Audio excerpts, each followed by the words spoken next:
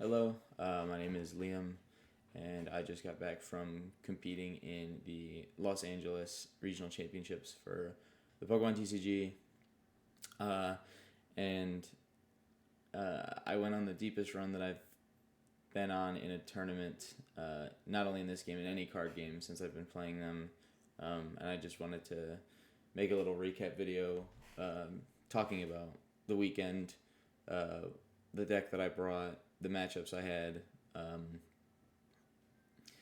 and I'm excited to talk about it because this deck was not on people's radars, I don't think, which made it a really fun choice for the weekend.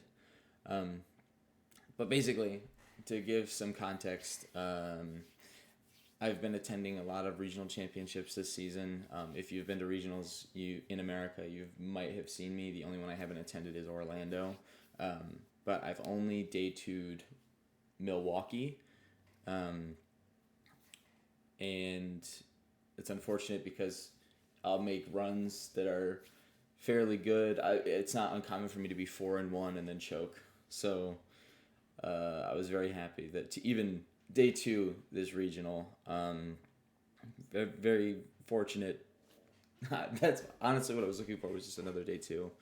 Um, so for this tournament, I the whole reason I came to this tournament was because I have a friend who lives on the West Coast who I got into Magic. I was a Magic player before Pokemon for about 10 years, on and off. I wasn't super competitive in the middle. Early on, I was. But yeah, he was like, well, I have an RCQ in, or not RCQ, I have an RC in Richmond, I think it was, the same weekend, or I can wait and go to the one in DC. And he said he wanted to wait because he wanted to see if there were some bands that went through for standard. So I was like, okay, well, I'm going to LA. You should come down. You should learn Pokemon, and we should same 60. And he was like, sure, why not? Because the format was stale for him, Magic Standard specifically. And he was like, sure, let's do it. So when, and I told him, it's going to be immediately after our rotation. It's going to be the first American regional after rotation. So before rotation had even happened, before rotation happened in paper and we had it on live, I was like, let's just try Dragapult. So we're playing Pult Noir, and we're liking it. It's a fun deck, but I kept having issues where I would be like, okay, I just need to hit one card. I need to hit Dragapult, I need to hit Energy, whatever it might have been. I need to hit Boss. And the deck draws so many cards. Dragapult does. So, especially if I just need to hit like a pull, I would Lilies, draw 8, flip the script, draw 3, recon, and I would an Ultra Ball or a pull. And this was like a recurring issue. Of course, that's purely anecdotal. And if I were to play more and more games, obviously mathematically, that situation isn't going to happen very often. But it just wasn't fun for me. And the more I was playing this format, the more I was getting frustrated. It felt like games were being decided by stamp. Games were being decided by what I felt like were things out of my control. So I was like, I don't want to play this game and be miserable. So I wanted to find something that I enjoyed. Good timing on that. Fantastic. So I was looking at online tournaments, as you do, and I noticed that Arbalova had like an insane win rate. It maintained like a 58 to 60% win rate for like the first month after rotation. First month. We're still in the first month. The first few weeks of post rotation, it was just Arbalova was winning so much. So I tried it, and it was fun. I love Teal Mask. My other result is with Terrabox, but my Terrabox list is really, really weird. Let me pull it up real quick. This list that I ran leaned into Teal Mask heavier. It ran 2 of them and had 3 E-Switch. So Teal Dance is one of my favorite abilities. So any opportunity that I get to use that, I'm more than happy to. So at first, just playing Arbalova, and eventually I hit a wall where it seemed like every other deck I was playing against was teched for it, where they just had Shaman. And obviously, there are ways to get around Shaman. You can still outplay your opponent, even if they have a Shaman with Arbalva, but it just felt so rough. And then I noticed Japanese tournament city leagues, and Hydrapple was just killing it. And I saw some posts. There were a bunch of people chit chatting online about picking up Hydrapple, posting lists that they were testing and being like, yeah, it feels good into Pult. And, obviously, after Prague, I knew that Pult was just going to be the deck to beat. And I also, I kept running into Crustle, side note, and I just hate that deck so much. So I was like, Tapu Bulu, okay, perfect. I have a Crustle answer. That's fine. I needed an answer for it, even if it's not a guaranteed win or anything, but Woodhammer feels pretty good. But unfortunately, I didn't hit any Crustles in my run, but whatever. I'm just glad that I had the option. Yeah, so I decided that very, very late. So I was in the middle of moving when I should have been testing. Not that these are of equal importance. So I wasn't able to put in a lot of time with Hydrapple. I decided that I wanted to switch like a week before the tournament, and I didn't play many games. I was also playing the deck incorrectly. I definitely just jammed Teal Mask in active and attacked and assumed that Ripening Charge was mainly for acceleration, for accelerating the Teal Masks. I don't know why I didn't click in my mind to use Syrup Storm by default and have Hydrapple's the attacker. I guess I just considered the ability too high value. But yeah, I'm good at this game. I'm not great at this game. Things fall through the cracks. I wonder if I can still use the excuse that I'm new. This is my first competitive season, so I have really good moments and I have really bad moments. And I think that not understanding what this deck is trying to do was a pretty bad moment. But I was still like coin flipping on ladder.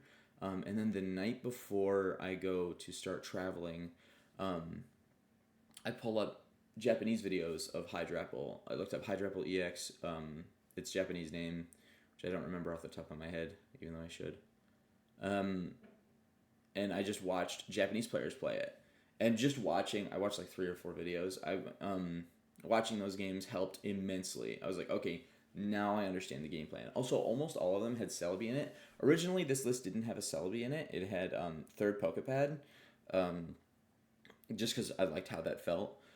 But at the very last second, I cut, like the night before, as we're submitting deck lists, I was iffy on the Celebi. I didn't know. I played one test match with the Celebi. I queued some ladder match while waiting in the airport. I hate playing live on my phone. And I played against a Grim, which intuitively you would think would be a good matchup, but it's not. The Frostlass decks are tough.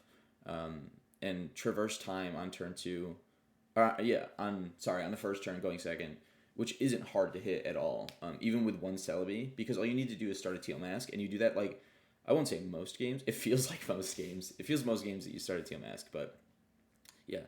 If you start a Teal Mask, then you have the Celebi option, and it's really, really nice.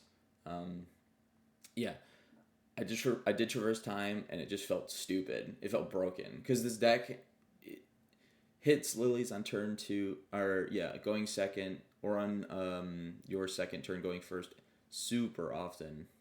So you draw 8, and you'll have 2 pieces. You'll have a forest and a Bayleaf, or you'll have a Bayleaf and a Dipplin.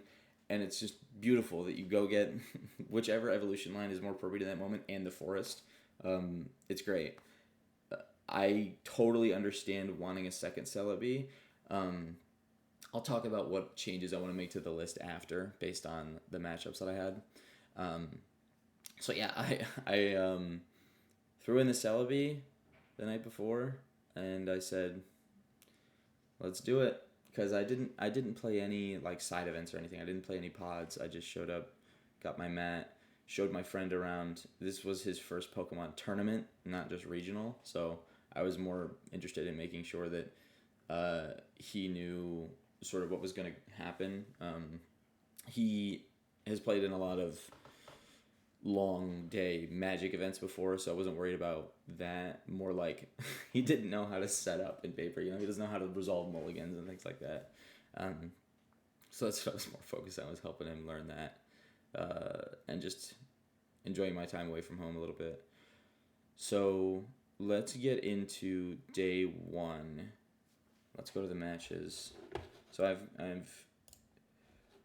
I immediately flip over against Arbalova, which scared me. But game one, I was able to just out trade. Game two, they set up Arbalova and was just able to oil salvo and wipe my board. I think I committed. I don't remember if I flipped Applin and that's why I was in play, or if I played it and then Lilies and just hoped to hit Hydrapple and I whiffed.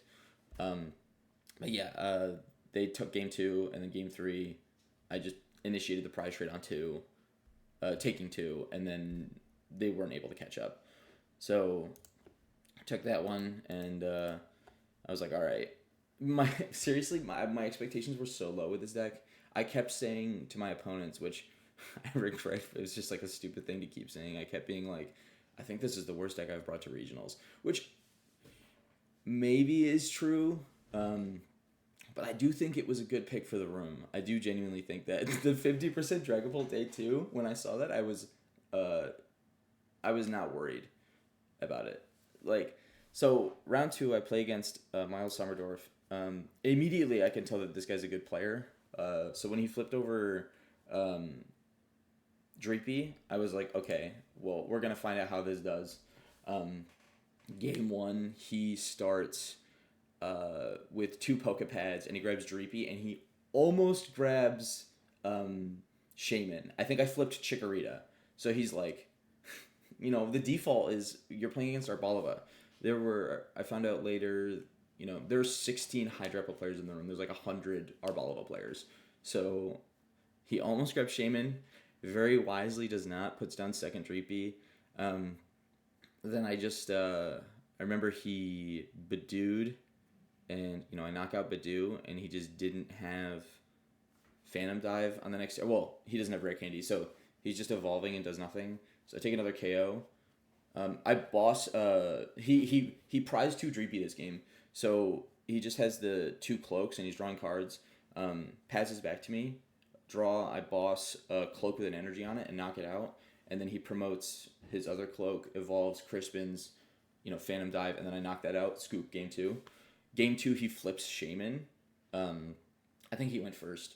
And then I traversed, if I remember correctly. Then after that, not much happened. I think I just took a couple KOs, and it was remarkable. It was some of the worst luck I've ever seen. He had, I think, 3 cloaks set up and Fez, and he just kept, passing. He kept putting Pokemon in the active that didn't do anything in passing. And he just had no choice. The deck just wasn't working. It was one of the most egregious things I've ever seen. He's on 4 Ultra Ball, 3 Pull. He has 15 cards in deck, and he can't hit Dragapult. Finally, he hits Dragapult, and it's just too late. I have too much advantage. It's 3-6 or something. So, I one-shot Dragapult, no issue. I have energy all over my board. There's just nothing he can do. If he knocks out my my Hydrapple next turn that has 200 damage counters on it, I just switch into a Teal Mask and blow it up. So it was rough for him. I got lucky for sure. The Moltres never came up, but I wasn't super scared of it, just because it doesn't OHKO Hydrapple. That's the biggest deal to me. But yeah, so managed to get that one. Then I played against Adrian Lee. So this is just the Prague top 8 list. This is Ian Rob's list from his Metafy before Prague. I did not test this matchup. I didn't test a lot of matchups with Hydrapple, but this one I could tell immediately after playing it that this matchup was extremely favored because we can press the advantage faster than they can, and because I have Briar in my deck, if they leave Kangaskhan in the deck, if I take that knockout, I can play at my own pace because they can only go 2-2. So if they go 2-2 and they leave a 2-prizer in the active, which presumably they would be attacking with Raging Bolt or Teal Mask against my deck, I'm just gonna Briar and take 3. That's why I like having Briar in the deck. I know that Salazar doesn't like having Briar in the deck because it's mostly for the one prize deck matchups, but I just it's one of those cards where I'd rather have it and not need it than need it and not have it. And it never felt like a liability to have in the deck. Like I was willing to sacrifice that one slot because the deck was very consistent anyways. But yeah, there wasn't much to say about this. It was kind of just like 2-2-2, end of the game. They went for saw block plays. Oh, this I was proud of this play. They saw blocked my. So I put a single energy on all of my Pokemon in play, which I was really happy about. And then they trapped my Meowth. I think they sobbed. No, they sobbed Fez. That's what it was. And I sniped their Meowth. That's what it was. So because my Fez already had an energy on it, I just needed to attach one more Cruel Arrow to Meowth. And then it was just, that was checkmate. There was nothing they could do. All of my Pokemon in play attacked for too much. Even if they get rid of the Meganium, I knew I was able to get it back. So that was good. I think it was 2-4 at that point anyway. So they were stalling for, actually I'm not sure. I remember they 0-6 to me and I was just like, that doesn't do anything. I kept Lana's 8 in my hand and I knew that I was going to be fine. Round 4 was against another Bolt, and this guy was running Fluttermane, which I thought was super cool. When I saw the Fluttermane flip over game 2, I lost game 1. Game 2, they flipped over the Fluttermane, and I had Teal Mask inactive, and I was like, that is actually rough. Luckily, I had another one in my hand, so I was still able to draw and set up a little bit. I should say, I blind first with this deck. I just read that Salazar blinds second. I understand completely blinding second because of the Celebi. I just think that our deck is consistent enough to where you can go first with it, and in a lot of because every deck in the format wants to go first, you want to take that from them. You don't benefit a ton, but they lose advantage to a degree where it's worth doing that, in my opinion. So, I'm going first, especially against Bolt, right? Like, game 1 against this Bolt player, I start Teal Mask and I pass, and he just hits Raging Bolt, flips Raging Bolt. I wasn't worried about Crispin Teal Mask. Maybe I probably should have been. But yeah, he just Crispin, and I was like, all right, well, now I'm down in the prize trade, and I need to get lucky. And I didn't. Game 2, I believe I initiated, and then that was it. It's just rough. Game 3, he initiated, and then I stamped and hit back, and because there was no return KO, that's usually what decides this matchup. And that's the problem, is that this deck is way more likely to whiff a return KO, especially after a stamp. Because I have multiple attackers that I set up at once, and they're very likely to set up. I mean, if they set up Kang, it's not a guaranteed KO on things. Teal Mask can be a good answer into my deck, depending on if the energy remains in play. Like, if they attack with Raging Bolt and there's still energy on afterward, then it can be a good answer if I have Meganium. But yeah, game 3 was interesting because I realized, so I'm going second, and I used Celebi, and I get everything I need, and then they saw block it, and I thought about it, and I was like, I think this is still fine, because even if they saw block until the Celebi dies, they're not going to do that, right? They're going to put it at 60, and then they're going to boss one of my 2 prizers and knock it out. So here's the problem with that. If they do that, then so they've taken 2, I boss Kangaskhan and knock it out, and then if they knock out whatever I knocked out Kang with, I have a promote Teal Mask Briar game, because they went 2-2, right? So I'm not scared of them sobbing Celebi, because their immediate best line of action after that is to boss a 2-prizer, and if they have Kangaskhan in play, that loses them the game. Otherwise, I'm just setting up my board and thinning my deck with Traverse Time. I'm taking all the bad cards out of my deck, so I'm only drawing cards that I want, whether it be supporters or items, and energy is always nice to have. So yeah, I wasn't worried about the Bolt matchup after this. I initiated the prize trade. I didn't get to boss. I didn't hit boss, so I wasn't able to do the Kang play, but I unfair stamped him, knocked out a 2-prizer, and then he didn't return. So, it was as simple as that. Unfortunately, that's how it is right now, where it can be pretty clear early on who should win. I don't know it. I don't think I got return stamped, and that was also very relevant. Immediately, I don't think I did. But yeah.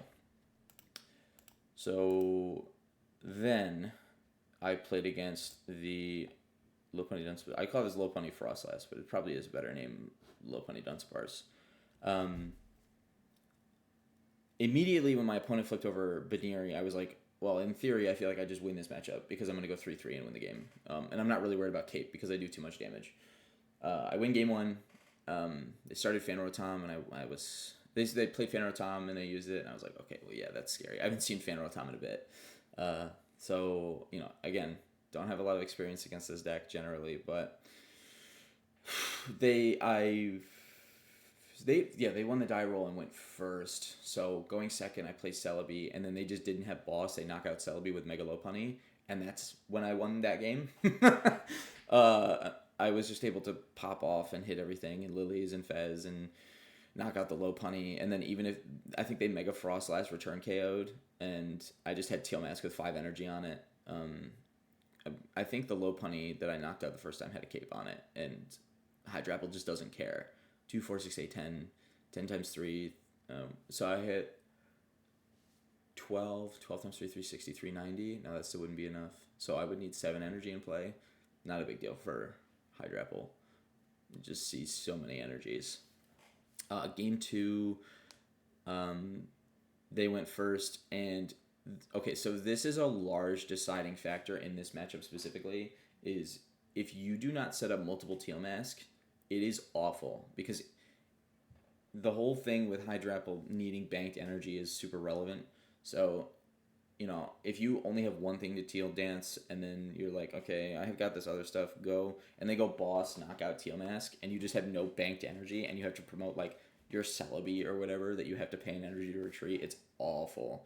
You're usually just going to lose from there.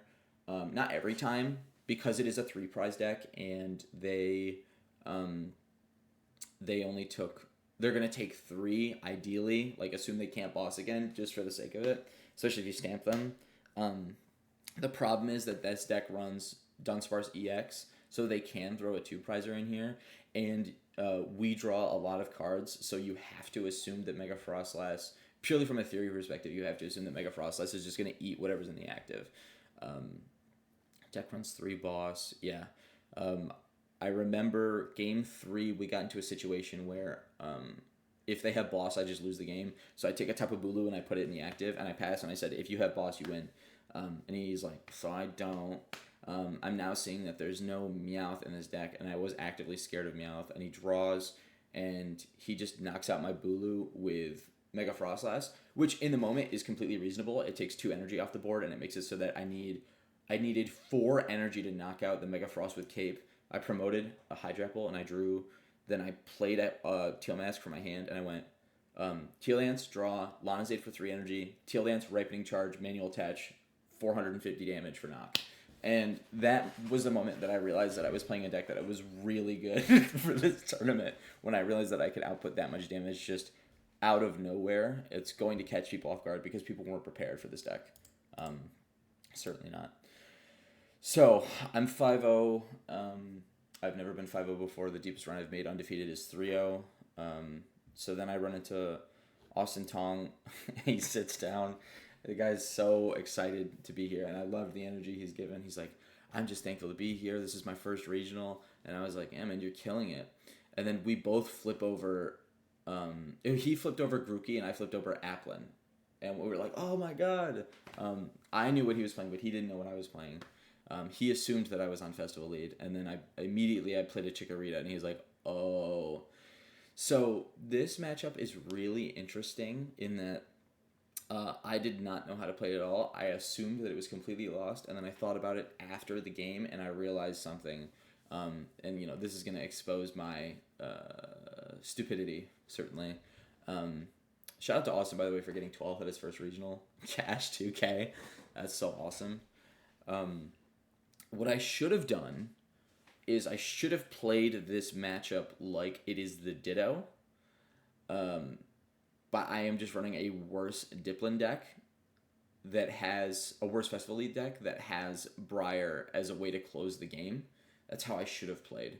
Because if I set up two Applins and Diplins, if they don't have a Sea King in play and they put, and I didn't notice the Rillaboom, he didn't play it all game.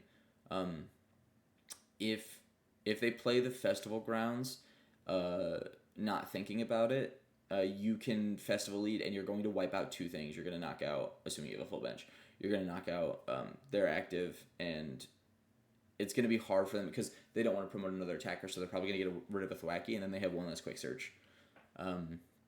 So yeah, if I had played the matchup like that, it would have felt better. Instead, I just floundered around for a bit, and I didn't do anything, and I got wiped, and I was just like, yeah, this is what I expected to happen. So it's not even really anything interesting. There was a funny moment where my opponent had this Applin inactive and attached a Growing Energy to it, and then I had my Bayleaf inactive, which is the one from Ascended Heroes, not the one from Mega Evolution. And I declare the attack to knock it out, and he said, actually, this lives. And I was like, you are wrong for two reasons. That is a Dragon type, and that is the wrong Bayleaf. This Bayleaf does 60, not 50, and your guy still has 40 HP. So either way, it was getting knocked out. That was the only notable thing from my perspective the whole match. Everything else was just like he just ran me over, and I won't say I couldn't have done anything. I will say that I was not prepared to do anything. So next I got put on the local feature against Jane, I think it's Kiger. I apologize if I mispronounced that. And I was not worried about Blaze Pull at all. So game one, I win pretty handily. You know, I'm not worried about pull at this point. It's just like knock out Badoo. If they don't have a thing they can immediately attack with. I think they did, though. They Blaziken knocked out whatever I knocked out Badoo with, and then I knocked out the Blaziken, and then they Phantom Dived me, but I stamped and knocked it out. I need to remember this game. I don't remember this game very well, is what I'll say. But I took game one pretty handily. Game two, I flipped Applin, and they just Crispin mind-bended me because my hand was 6 energy and a Bayleaf. That was the worst brick of the tournament. But I was like, whatever. Game 3, I choked so bad. I played horrifically bad. You can see on, there was a video. So Jane is friends with Pokeduels, and which is just a notable social media presence within the community. And, you know, you can see them use a Meowth against me and beat me in that match. I committed Tapu Bulu for no reason. Because I wasn't, it wasn't drilled in my head what Tapu Bulu was for. I was like, well, 220 damage, if I can boss and knock something out, it's good. Like Boss Fez or something, which in theory is right, but there's no reason to ever not just use like a Tail Mask because it uses less bench space. But anyway, we start this game 2, and my hand is, game 3, and my hand is fine. It's okay. And I got to go first. And then they go and they play Lily's Determination, right? And they shove their hand into their deck, and then they think that the cards are upside down. I don't actually know if they were upside down or not.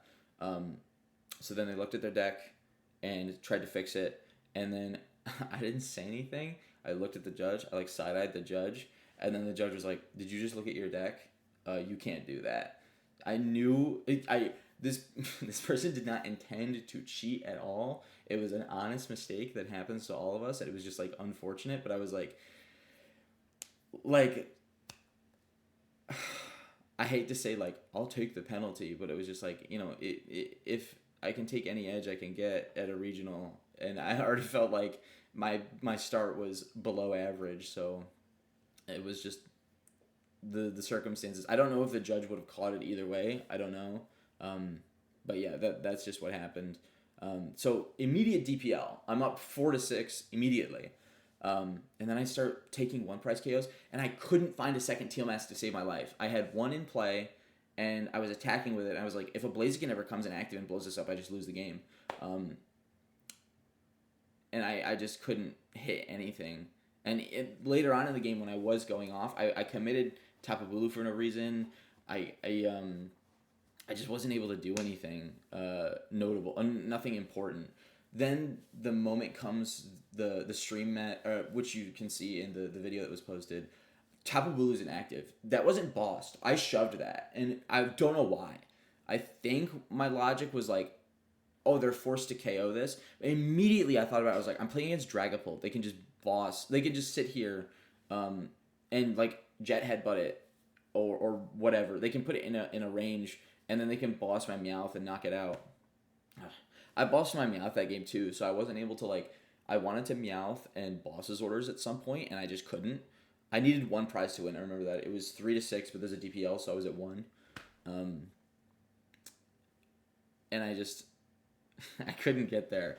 But Jane played super well. The end game, I was just top decking. I just wasn't hitting anything. If I ever hit Lana's 8, I win the game instantly. There was a moment at the end where Jane...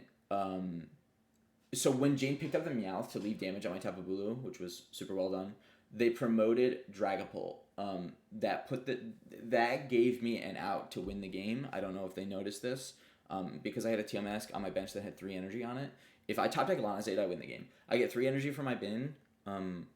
I attach 1 to my active. I Teal Dance. Yeah, because the Tapu Bulu already had 1 on it. That's why. Retreat Tapu Bulu, and then I Mirror Leaf Shower for game. If they promote the Blaziken that only had 1 energy on it, I can't win the game. Not that turn. I'd have to get extremely lucky. So, yeah. That would be the only critique I had. I didn't mention this either. Game 1, I prized 2 Diplin. So, I had an Applin on the bench. I remember Jane specifically being like, what is the Applin for? Because I flipped it. I started with it. I was like, that's a secret. But it was, I think they thought that it was for the Festival Lead matchup. Which, technically it is. Sure, if you want. Alright, so that was a fun match to choke. And then I just ID'd. I ID'd. I didn't want to think about it. I just wanted the day 2. I was confident that if I won out that I would cash anyway. Well, obviously. And I just was like, yeah. Later found out, well, then after we ID'd, he was like, yeah, I'm on Festival Lead. I was like, damn, okay, good. Perfect. Alright, then we played round 9 that day. And it's Pult Blaze. And this was a swift 2-0. There was not much resistance here. This matchup is... This convinced me when I won this match that this deck just beats Pult. I had no issues just keeping pace at all. There was a play where they were trying to stall for time and they bossed Meowth.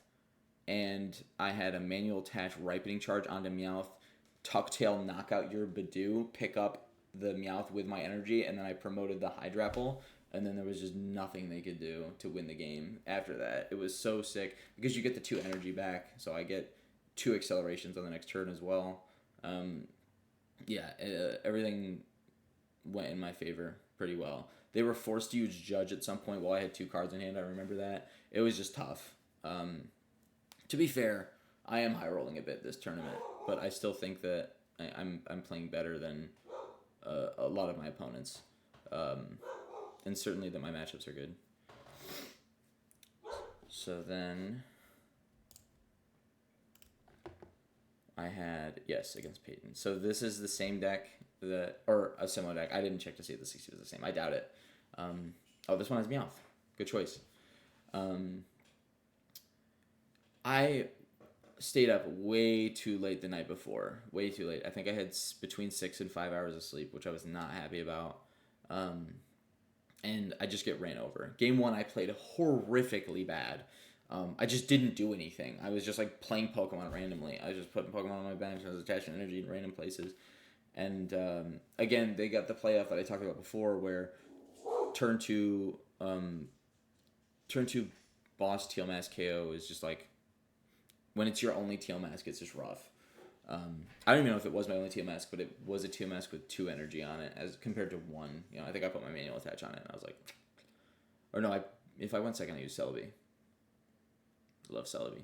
Anyway, Game 2 I win because the prize trade is good, and then game 3 I just didn't get anything going.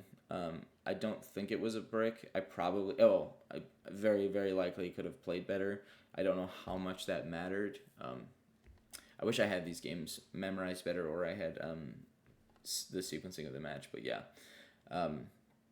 very well played by Peyton. It was a super fun game as well. Playing this one made me realize that I do truly love Hydrapple because I feel like it lends to gameplay that I personally really enjoy. And it made me, I won't say that I love this format, but I have found the thing that makes me enjoy playing the game again in Hydrapple. So I'm very appreciative of that. But yeah, these were super fun games. Even though I played horrific game 1, like embarrassingly bad. But yeah, this was a good match. Then Jimmy O'Brien. This list was weird. He said that when I'm just now looking at this list for the first time. Okay, yes. So he flipped Baneri, and I assumed that it was the Frostlass deck again. I didn't know any day 2 statistics, so I figured that deck did really well. Turns out there were 5 in day 2, the last archetype. This one was just like, this is the closest thing to Slotbox I played against. I think you could even call it that if you wanted to. But it looks like Boltless Bolt, doesn't it? It's interesting, for sure. He played Baneri, and I was like, oh, a Mega Lopunny deck. And he was like, if I play Mega Lopunny, this is the first time I played Mega Lopunny the whole tournament. I was like, that is wild. I'm just going to check real quick what he played against. Yep. Okay. Be a festival lead, okay. Interesting. Okay.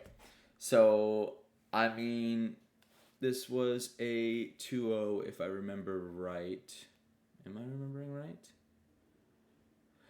I'll have to check. But it was just the thing of like, I initiated the prize trade.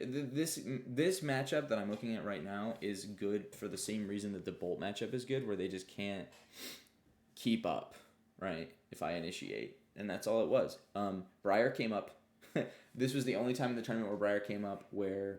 oh my god, my camera's out of focus. There we go. This was the only time that Briar came up where I took a 1 prize KO on... It had to have been Kang. Yeah. So I knocked out a Kang, and then it didn't matter if he put another 3 prizer inactive or if he put a 2 prizer inactive. I remember Meowthing for Briar and showing it to him, and he was like, okay. And then I was like, oh yeah, I have these energies too. But yeah, I do think that Briar has a place in this deck to make matchups like these like unlosable. Like the matchup is just so good when you can take a 3 prizer and then you can KO a 2 prizer to win the game if they don't actively put a 3 prizer in the active. They played Harlequin against me and flipped tails. Let's go. I've never played against Harlequin and have it flip heads against me. Has not happened yet, even online. So keeping that streak alive. But yeah, these were... This was... I was glad to get this win. So then I played against... I believe it's pronounced Nathan Beck. So Nathan is a regional winner, which I did not know at the time. And game 1 played out. He went... I believe he went first. Yes, he did. He won the die roll and went first. And then I used Celebi, set everything up. On my second turn, I had Meganium, Hydrapple. I had a really good board. I knocked out Badoo. He promoted Pult. I knocked out Pult. And then he couldn't hit Dusk Noir. So because of that, I had KO on Pult. And he just scooped. He just scooped the game up. I believe that's what happened. And then game 2 was wild. He picked second, which I was like, completely fair. Game 1 was a bit rough for him. He looked at a bunch of cards and couldn't hit stamp or anything. And then we flip. I have Teal Mask inactive. I remember this game vividly. Draw, Teal Dance, draw. And I was like, do I play around Moltres? I remember saying this out loud. I was like, I'm going to do it. I don't know how often Dusknoir ever has a Moltres in it, but I was like, I'm not gonna get screwed over by this now. Like I've been donked by this before, so I played a Fez. I put Fez down. I also bug catching set the turn before and hit Applin Diplin. I was like, okay, I'm gonna Ultra Ball and go get. I had a Force in my hand. I'm gonna Ultra Ball and go get Hydrapple. So I've got the full Hydrapple line in my hand. Perfect. So then I pass, and he goes Psychic Attach, Petty Grudge, and I was like, oh no, I'm sorry. He bossed my Fez with no energy on it, and then he Petty Grudge, and I was like, okay, draw, lay down the whole Hydrapple line with Forest. And he was like, I'm just in awe at my hand. And he showed me his hand. And I think it was 3 Cloak, 2 Pull, and Energy and a Boss.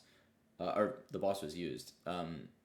Yeah, so that was his whole hand. And I was just in disbelief. And I was like, I played Lilies. And I was like, if I hit 3 energy here, I win the game. And I did. Ripening Charge to active, retreat into Teal Mask, Teal Dance, Manual Attach, knockout. And that was the set. And we talked afterward, and I think he agreed with me that this matchup is Hydrapple favored.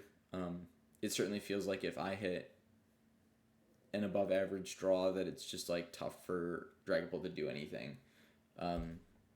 Even Noir, like if the fact that you have to have Noir, and by the time you use Noir, I likely have already taken 3 prizes, so I should go down to 2 because I knock out Pull and Badoo. It's pretty good. That's what's been happening because Celebi's attack knocks out Dragapult. Or I'm sorry, it knocks out. Yeah, I wish it knocks out Badoo. Psycho Cutter does 30, and it's so nice because it forces them to need boss. Like you could stamp me, and that would suck. But if I'm Psycho Cuttering, that means that I traversed on the turn before, and my setup should be done. So stamp is not the worst thing in the world because my deck is pretty consistent, and even drawing an energy off of stamp is sick. Like that's good. So yeah, that's how that went. And then my last round, my opponent flipped over Latias, and I was like, I think I'm gonna win this one. Game 1 was, like I said, I initiated the trade.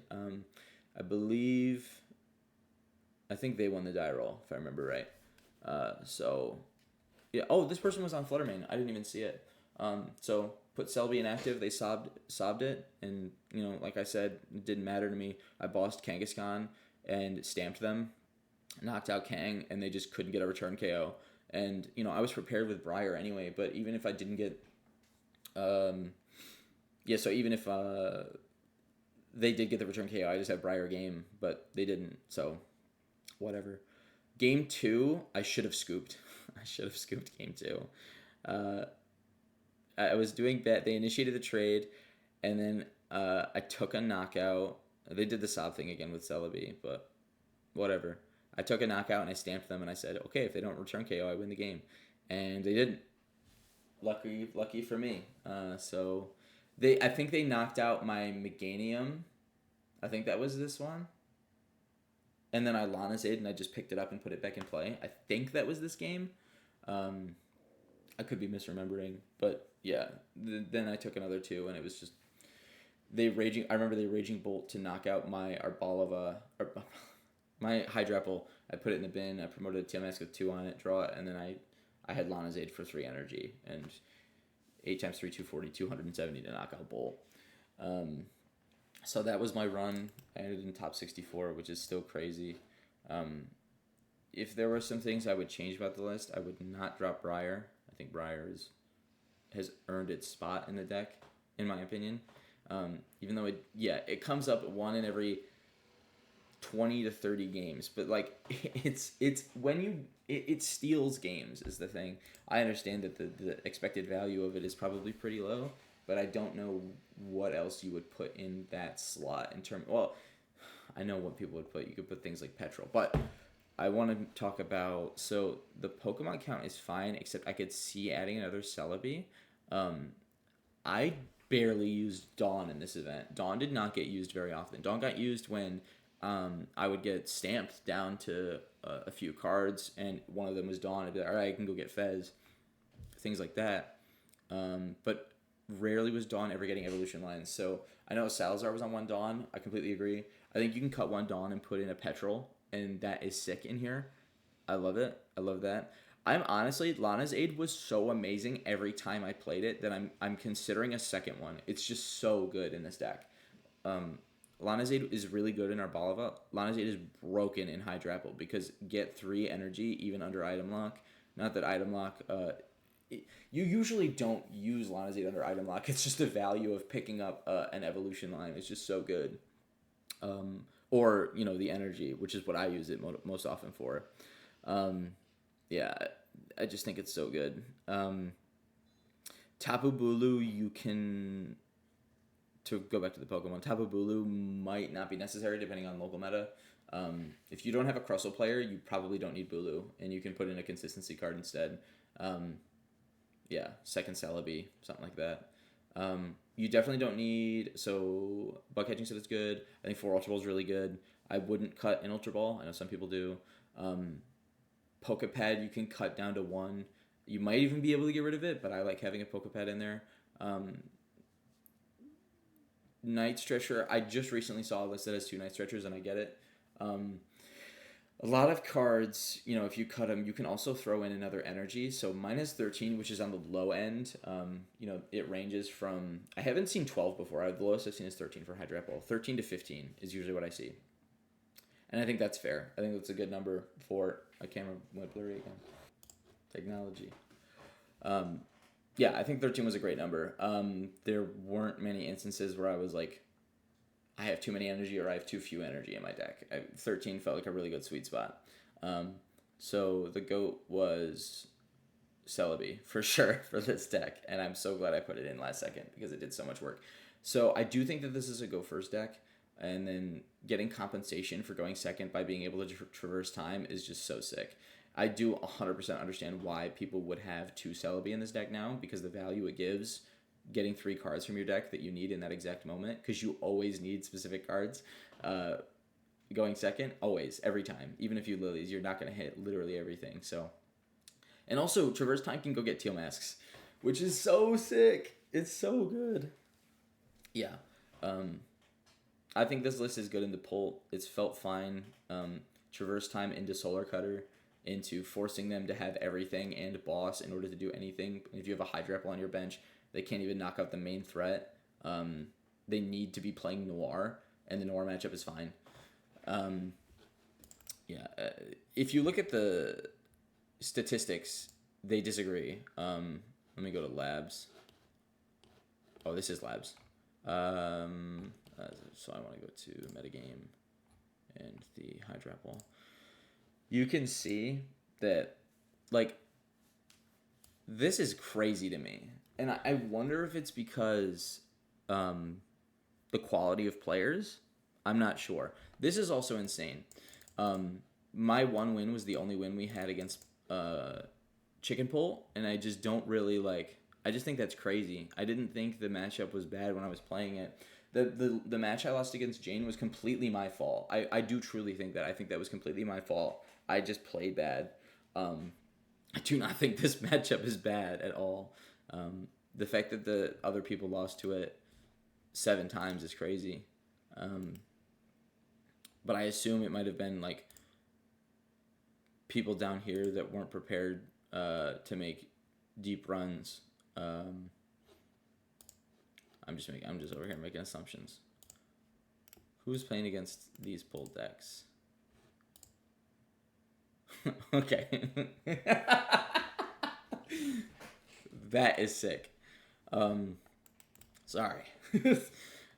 But yeah, I think Hydrapple is an excellent play going forward. I do think that it is well positioned right now. I think the only things it loses to are the 1 prize decks. I do genuinely think it beats Pull. Maybe I'm crazy. I'm definitely crazy. But I just have confidence in the deck, and it's my current number 1 pick to play to Indianapolis as of right now, because I don't want to play Pull. I'm pretty good on not wanting to play that deck. Just want to take a quick look at Salazar's deck. That -1 pad. He has 1 more energy. He has a Cypher. He has 1 less Dawn. And then after that, our lists are the same. So we had extremely similar lists, which is great. I'll have to try out Cypher. I didn't even think about Cypher. Maybe that instead of the Petrol idea that I have. Man. So this is a great weekend. Very fortunate to get top 64. Very proud of this one. Try out the deck. Ask any questions that you might have about it in the comments, and I will do my best to answer them. And I will see everybody at Indi. Have a good one.